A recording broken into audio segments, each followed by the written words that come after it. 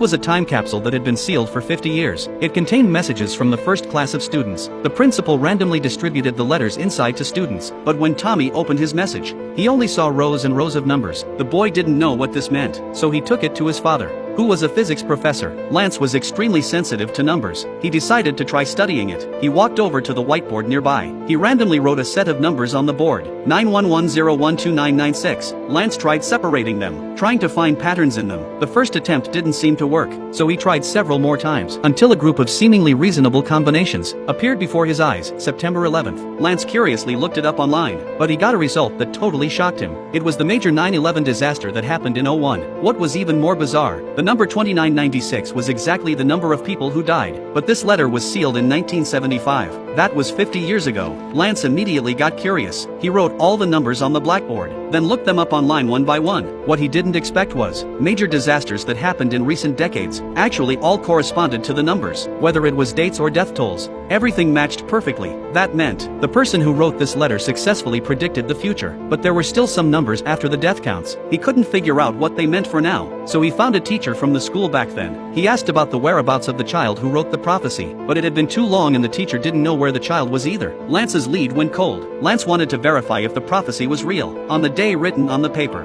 he watched the news all day long, but the disaster predicted didn't happen. When it was time to pick up his kid from school in the afternoon, it started raining heavily. The roads were completely jammed, but he suddenly realized the coordinates on his GPS exactly matched the numbers at the end of that paper. He realized the last numbers represented the location where the incident would occur. Then he got out of the car to ask a police officer why there was a traffic jam, but when the police officer saw Lance, he got scared and ran away.